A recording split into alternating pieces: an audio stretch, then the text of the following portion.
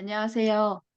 성경전서 연구 9번째 책 사무엘상 오늘 계론에 대하여 함께 살펴보도록 하겠습니다. 사무엘 하면 여러분 무엇이 떠오릅니까? 사무엘.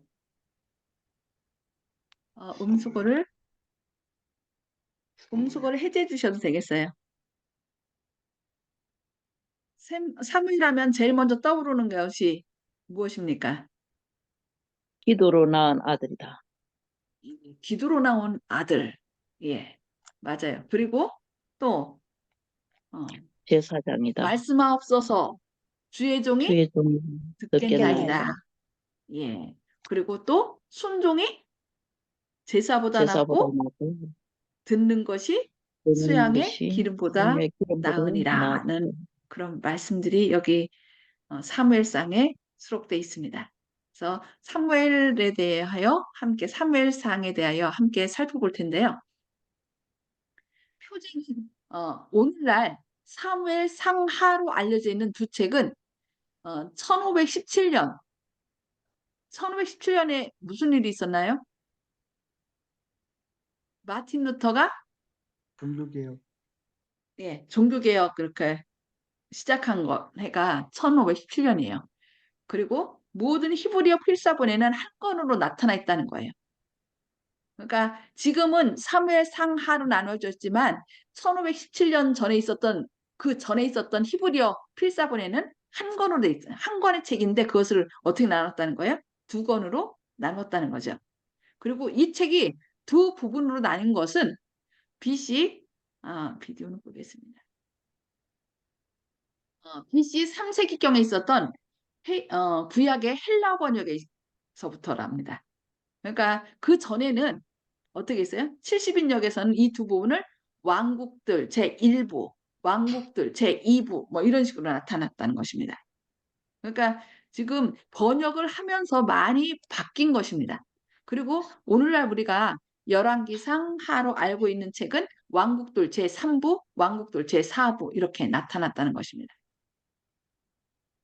그러니까 표지도 좀 바뀌었고 이렇게 그렇게 합쳐진 것을 나누기도 하고 이렇게 바뀐 걸 볼 수 있습니다. 그리고 이제 사무엘상의 저자는 누구예요? 사무엘상하의 저자는 누구일까요? 사무엘상하에는 저자일 것으로 보이는 자에 대한 정보가 있어요, 없어요? 거의 없어요. 모세오경 같은 경우는 뭐 모세가 책을 뭐 기록하였느니 뭐 이것을 써서 어디에 뭐 이런 얘기들이 나와서 그냥 모세가 저자일 거다 이렇게 하는데 사무엘상하에서는 저자나 저자일 것으로 보이는 어떤 정보가 없다고 나옵니다. 그런데 이제 우리는 성경책 외에 또 뭐가 있어요? 유대 전승이 있어요. 탈무드나 여러 가지 전승이 있는데 그 전승에 따르면 사무엘상의 처음 24장은 1장부터 24장은 사무엘이 기록했고 사무엘상의 나머지 부분과 사무엘 하는 나단과 갓이 기록했다라고 이렇게 얘기한다 합니다. 그러니까 유대 전승에 의하면. 그러니까 거의 이 첫 부분은 사무엘이 기록했다는 걸 우리가 기억하면 되겠어요. 그리고 뒤에 나단과 갓도 선지자고 이렇기 때문에 그들이 이제 하를 기록했다라고 얘기하죠. 그래서 그 책이 나뉠 때 히브리어 본문과 대부분의 영어 번역에서 비록 그의 이름이 두 번째 부분에는 전혀 언급이 되지 않음에도 불구하고 원래 이름인 사무엘이 두 부분 모두 적용되었다라고 얘기해요. 그러니까 뒷부분에는 사무엘 하에는 사무엘이 나올까요? 안 나올까요? 나오지 않습니다. 그럼에도 불구하고 그냥 모든 사람은 사무엘상, 사무엘하로 이렇게 적용한 걸 볼 수 있습니다.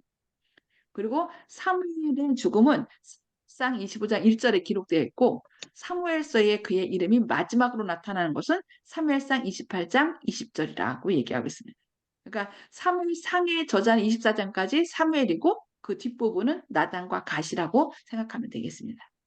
자, 그러면은 역사적인 배경을 한번 살펴보면요. 사무엘상은 사무엘의 마지막 사사통치, 그러니까 사사기 우리가 배웠죠. 사사기 했고 그 다음에 룻기도 어느 시대라고 했어요? 사사들이 치리하던 시대에 있었던 한 이야기를 해준 거고, 그래서 이 사무엘도 사사 가운데 사무엘이 들어가요. 그러니까 사사는 직접 하나님께로부터 세움을 받아서 백성들을 재판하고 왕이 없었던 시대에 그들을 지도한 사람이죠. 그래서 사무엘의 마지막 사사 통치와 또 사울의 최초 왕정을 포함하는, 그러니까 사사 시대로부터 이스라엘 통일 왕국 시대로 가는 과도기를 다루고 있는 걸 볼 수 있습니다. 그래서 사무엘 그 뒤쪽에 보면은 뭐가 나와요? 우리에게 왕을 주소서, 왕을 주소서 하고서 이 백성들이 막 데모를 해요. 원래는 사사를 통하여 하나님께서 신정 정치를 한 거거든요. 근데 신정 정치를 거절하고 이방 사람들처럼 그 주변에 있는 다른 나라, 블레셋이나 암몬이나 모압이나 이런 다른 나라처럼 우리에게도 왕을 달라고. 왕이 있으니까 좀 뭐 그들을 호위하는 군사들도 있고 더 멋있어 보였나 봐요. 그러니까 우리에게도 왕을 달라고. 이 이스라엘 백성들이 하나님의 신정을 거절하고 왕을 이렇게 요구한 걸 볼 수 있습니다. 그래서 사무엘상에서는 이제 왕이 등장하고요. 사무엘하는 오직 다윗의 통치만을 다루고 있습니다. 그러므로 이제 사무엘상은 BC 1100년경부터 BC 1011년까지 거의 1세기에 걸쳐 있고, 또 사무엘하는 BC 1011년부터 BC 791년까지 40년에 걸쳐 있대요. 그래서 BC 1200년부터 900년까지의 기간은 이때 어떤 거냐면 국가적인 불안과 정치적인 투쟁이 시기였다라고 얘기합니다. 그 당시의 배경이. 그래서 헤로도토스나 베로수스, 요세푸스, 그리고 후대의 유세비우스, 이 사람들은 이제 고대 역사가들이에요. 이들도 이 시대 동안에 세계에 발생한 사건들을 위해서는 전반적으로 이제 어떤 역사가가 아니라 민간 전승 자료에 의존해야 한다고 보았습니다.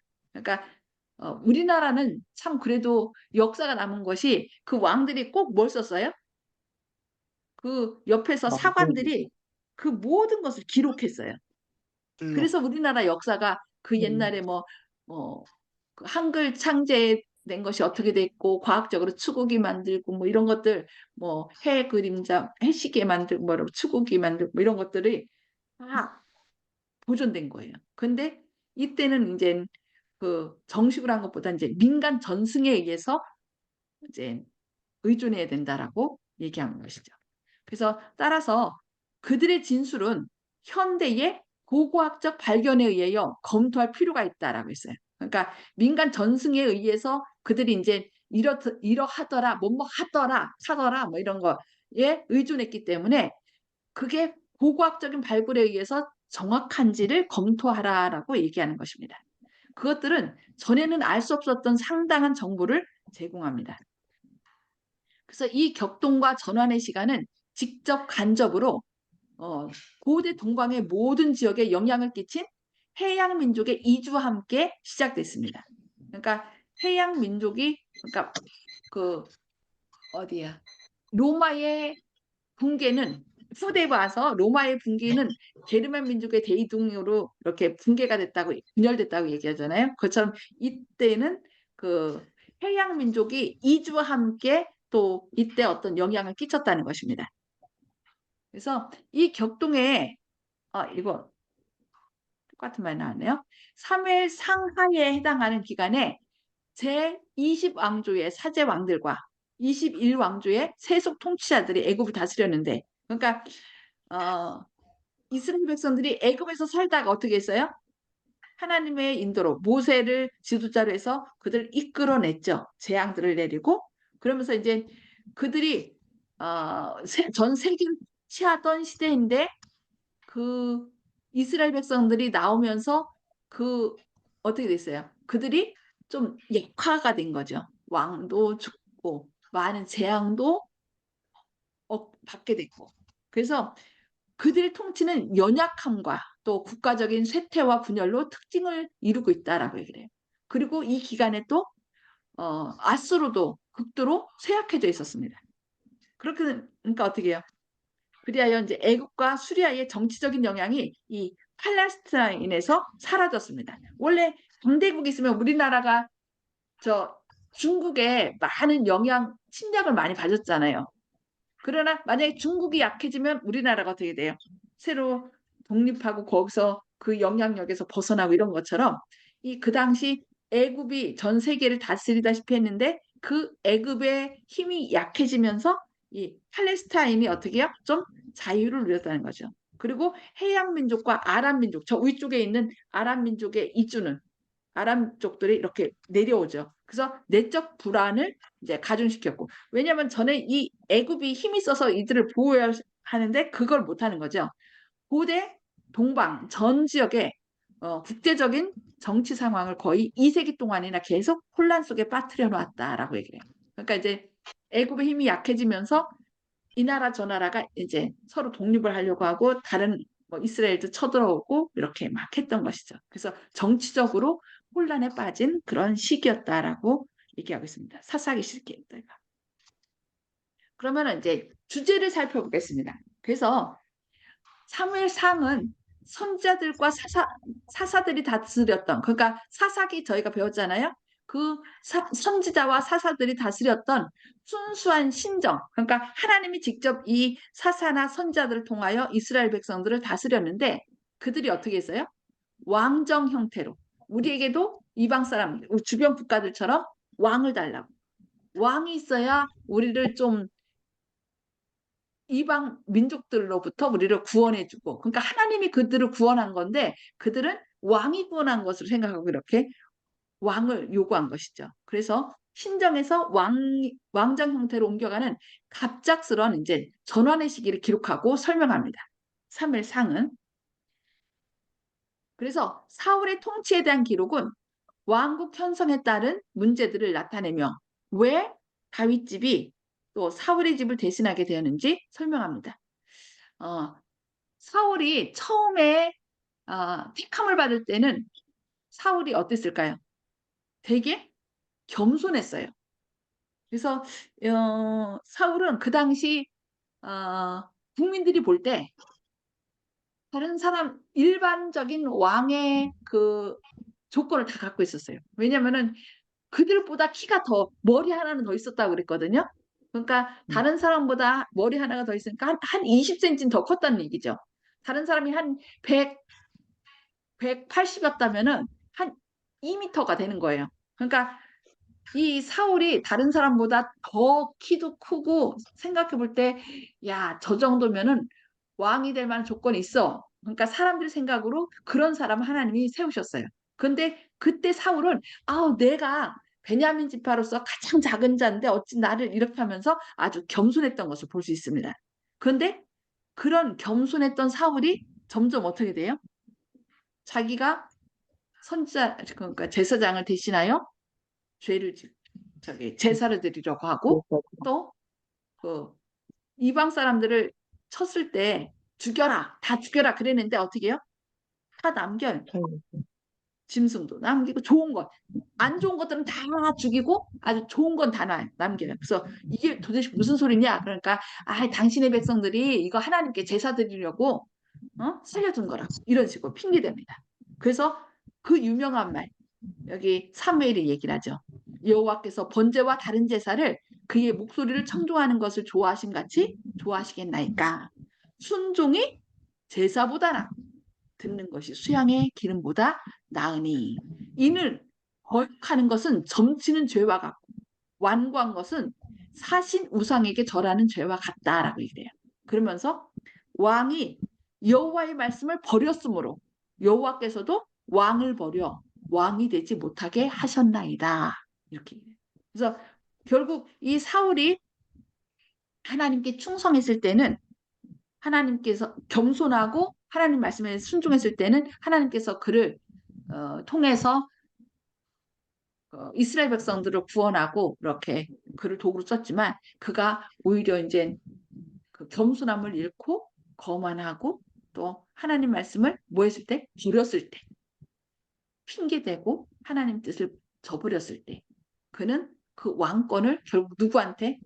다윗 집에게 이렇게 넘겨줄 수밖에 없었던 것입니다.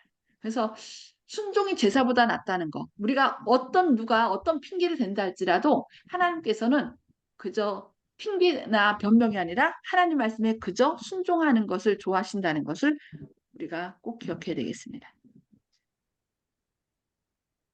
그리고 사무엘하는 초기의 헤브론과 후기의 예루살렘에서의 영광스러운 다윗의 통치를 다루고 있어요. 지금 여기 보니까 사무엘 상하를 같이 다루고 있어요.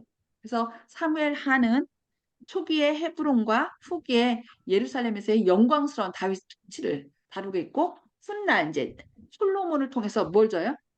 이제 성전을 세운 아라우나 타작마당을 구입하는 것으로 결론을 짓습니다. 그래서 여기 다윗의 만년과 죽음에 대한 기사는 열왕기상 앞부분에 이렇게 나타나는 것을 볼 수 있습니다.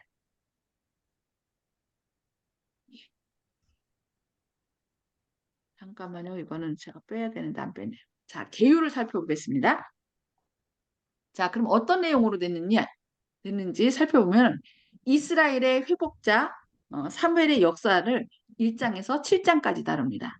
그래서 사무엘이 어떻게 탄생했고 초기에 어떻게 훈련받았는지, 그 다음에 제사장 직분의 조건은 뭐고 사무엘이 선지자 직무를 시작한 거.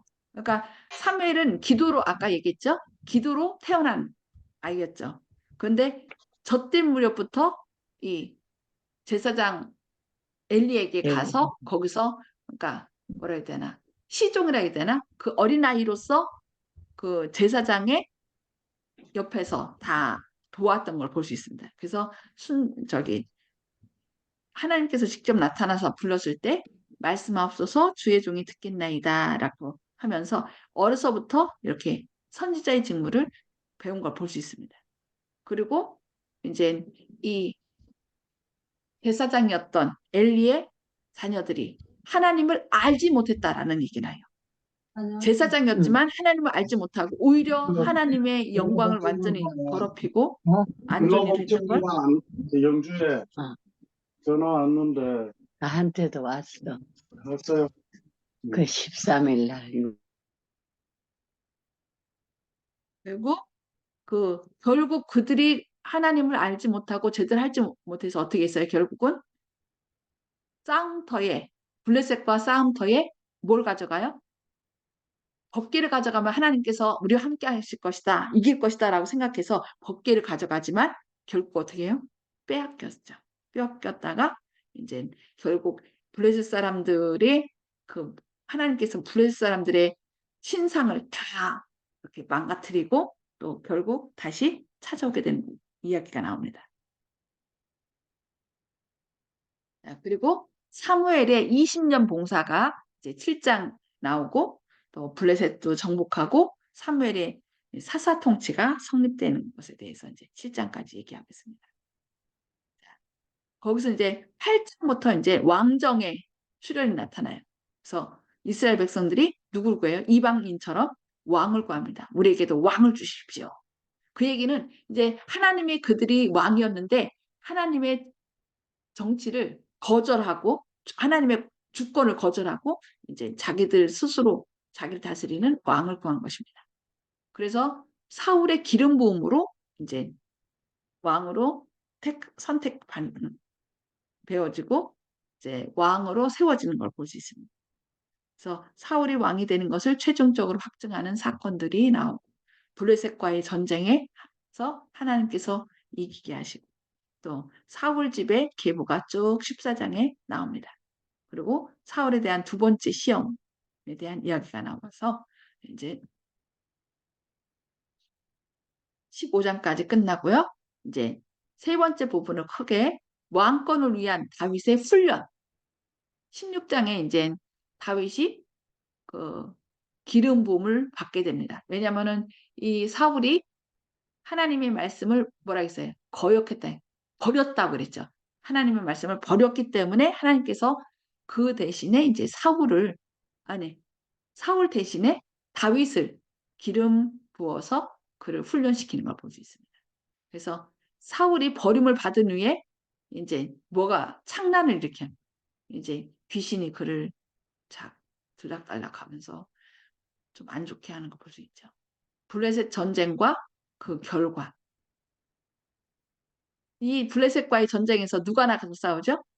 어린 소년 다윗. 우리 그 노래 가운데 있죠. 어린 소년 다윗 힘은 없지만 어린 소년 다윗 주를 의지했네. 어린 소년 다윗. 그래서 물매 만들어서 물매를 넣어서 던졌는데 그게 골리앗의 이마에 박혀서 결국 이 다윗이 이기게 됩니다. 그런데 그 이겨서 사람들이 다윗을 칭송하자 사울이 어떻게 해요? 그것을 질투하면서 어떻게든지 이 다윗을 죽이려고 합니다. 그런데 사울의 아들이 누구를 좋아해요? 다윗을 좋아해서 다윗과 약속을 합니다. 그래서 그러나 사울이 계속 질투하고 죽이려고 하기 때문에 다윗이 사울에게서 떠날 수밖에 없어. 다윗은 결국 이 블레셋과의 전쟁에서 이겼기 때문에 이제 사울의 뭐가 돼요? 사위가 돼요, 사위. 그럼에도 끝까지 계속 죽이려고 하는 걸 볼 수 있습니다. 그리고 그일라를 위한 다윗의 도움과 그들의 배은망덕. 그 사울에게서 떠나서 이제 그일라에 가서 그들을 도와줬는데 그들의 배은망덕이 나오고 또 다윗이 두 번째 사울에게서 피한 사건이 나옵니다. 그리고 여기 25장에서 누가 죽어요? 이제 사무엘이 죽고 그다음에 나발과 아비가일과 관련된 다윗의 경험 이야기. 그래서 나발이 다윗이 누군데?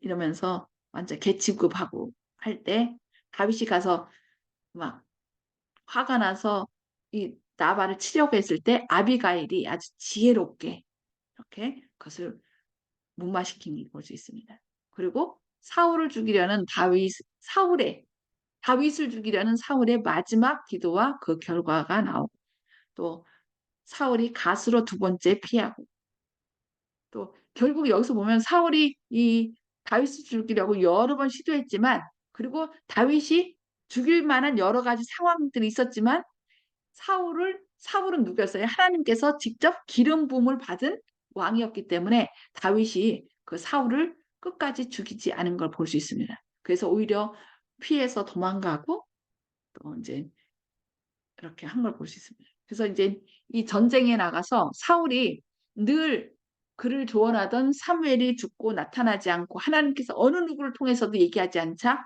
사울이 누구로 의지해요? 이제 강신수로 의지합니다. 그래서 사무엘을 불러 올리라고 하고 이렇게 강신수로 의지해서 엔돌의 무당을 찾아가죠.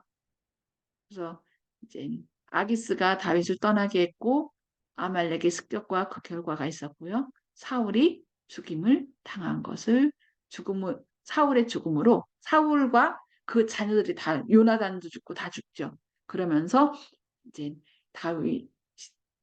다윗의 시대가 열리게 되는 걸 볼 수 있습니다. 여기 하다가 말하네요. 여기까지. 그 뒤에 쭉쭉 나와야 되는데 죄송합니다. 제가 하다가 끝쳤네요. 31장까지 이렇게 됐고 잠시만요.